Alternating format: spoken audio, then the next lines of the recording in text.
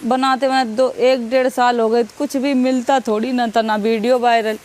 जब अपनी आवाज़ में बनाए, हाँ, जब मेरे घर पे ये थी स्थिति, नहीं मेरे पास घर है तो ना मेरे पास, मतलब काम कर लो तो खा लो, नहीं तो खाने तक का पैसा नहीं थे। तो वीडियो बनाते रहते, फ़ोन मेरे पास, हमने फीस के रुपये से फ़ोन लो, तो फ़ोन लो, काम करते, काम कर कर के हम लोग अपने घर को गुजारा करते। खेतन में काम कर ले, कोई घर में काम कर दो, कोई कुछ भी करवा लेते।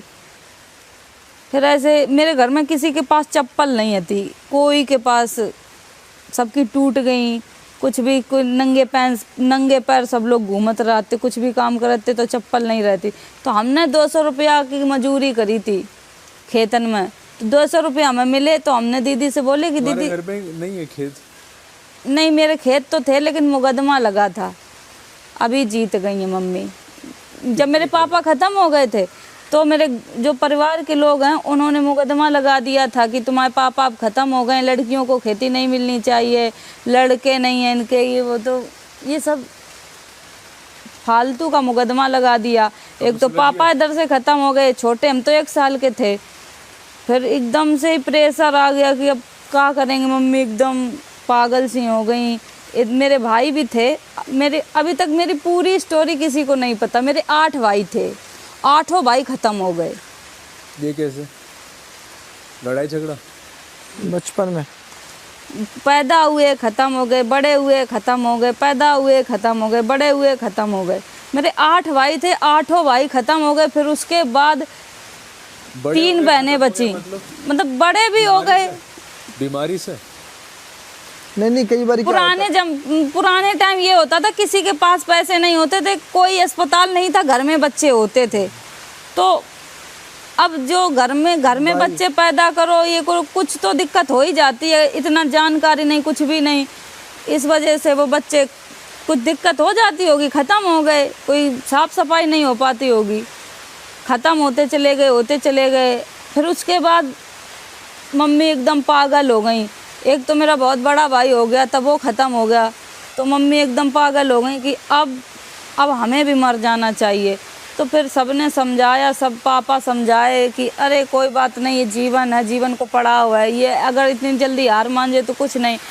फिर उसके बाद ऐसे ही हो तो 3 बहनें बची मेरे घर में। 3 बहनों के बाद मम्मी सोची चलो फिर ये आस थी कि एक लड़का पैदा हो जाए। उसके बाद हम पैदा हो गए, लड़की फिर भी पैदा हो गई। तो एकदम मम्मी फिर टूट गई कि अब लड़की पैदा हो गई तो हमें वो प्यार नहीं मिलो घर में कि मेरे घर में बिटिया पैदा हुई है, बहुत अच्छे से पाले गए हों, बहुत अच्छे से खवाओगे, कपड़ा भी पहनाए गए। बड़े होते चले गए। कभी हमें घर में दूध, हर बच्चा पैदा होता तो ये होता कि बच्चा पैदा हुआ दूध पिलाना चाहिए। जितने दिन पिया मम्मी का पिया, बाद वो कि इधर उधर से हमें गाय भैंस का दूध नहीं मिला, पानी में बिस्कुट घोर घोर खाए हैं। घर पे खाना नहीं होता। इतनी परिस्थितियाँ इतनी ख़राब थी, घर में कुछ भी नहीं। पापा जो 1 साल बाद पापा ख़त्म हो गए मेरे, तब वहाँ भी एकदम परिस्थितियाँ बिगड़ गई कि पापा थे वो भी अब चले गए, अब किसके सहारे जिए। तो फिर यही सब, दीदी बड़ी होती गई, दीदी जिम्मेदारी ली। मम्मी के सर पे ये भार था कि शादी कैसे होगी, बहन बड़ी हो रही हैं, जिम्मेदारी है, शादी कर्जा करके मम्मी ने ऐसे ही शादी कर देती थी मम्मी के लिए। खाना, मेरी बड़ी दीदी की शादी तो ऐसे भाई बस बारात आएगी, खाना तक नहीं खिलाओगे। तो बारात में बस थोड़े लोग आए थे, ऐसे मम्मी ने ऐसे टीका कर दो और भेज दो, दीदी की शादी कर दी। ये बड़ी दीदी की शादी में है। फिर एक दीदी और हैं, फिर उनकी हुआ ऐसे ही शादी हुई। फिर रीना दीदी की शादी हुई, फिर मेरो नंबर आओ। हम भी बड़े हो रहे थे, हमें लगा तो इतनी गरीबी से पाल रहे हैं, मम्मी पाल रही हैं, कुछ तो हमें करने चाहिए। तब हम सोचते थे कि हमें पढ़े हुए मिल जाए तो कुछ और हम कर सकते हैं। तो पढ़ाए हुए में इतने मम्मी ने नहीं ध्यान दो कि पढ़ाए लें अपनी बिटिया को। फिर सरकारी स्कूल है मेरे घर के पास, कक्षा 5 तक हम वहाँ पढ़े हैं। उसके बाद हमने जैसे तैसे एडमिशन करवाओ। एडमिशन करवाने के बाद फिर पढ़ाई करी, काम भी करते खेतन को, घर की रोटी बनाओ। दीदी तो चली गई ससुराल में। ये है शॉर्टकट में सब लोग यहाँ मेहनत करके आए हैं भाई। और इसने जब वीडियो बनानी शुरू की थी तब बिल्कुल हालात ख़राब थे घर के। घर के हालात अभी इतने कैसे फिर अभी घर नहीं, घर के हालात इतने, जब वीडियो बनाना स्टार्ट किए तो मम्मी इतना, गांव वाले इतने विरोध करें कि ये वीडियो बनाएगी तो गांव के बच्चा बिगड़ जाएंगे, ये इसको गांव से निकालो, इनको गांव से निकालो, ये सब चीज़न के बाद जब उसको 3 साल हो गए ना, ऐसे भैया फिर संघर्ष करते रहे, फिर टिकटॉक बंद हो गो। टिकटॉक बंद हो जाने के बाद फिर मम्मी ने मेरी शादी तय कर दी कि अब शादी कर दी है, अब तुम भी जाओ अपने घर है, अब हमसे नहीं झेल पाई है। लड़का देखोगे, लड़का ने मना कर दी कि गांव से हैं, लड़की पढ़ी लिखी नहीं है, ये वो बहुत सारी बातें बनाई, और लड़का बोलो कि नहीं हमें नहीं शादी करनी है। तो फिर वहाँ थोड़े हम ठीक लगे कि चलो लड़का ने मना कर दो, अभी हमें भी शादी नहीं करनी थी। फिर ऐसे टिकटॉक बैन हो, फिर मिले अभिषेक जो अभी तक मेरे साथ में। अभिषेक ने यूट्यूब चैनल बनाओ सब कौन है कुछ, अभिषेक है?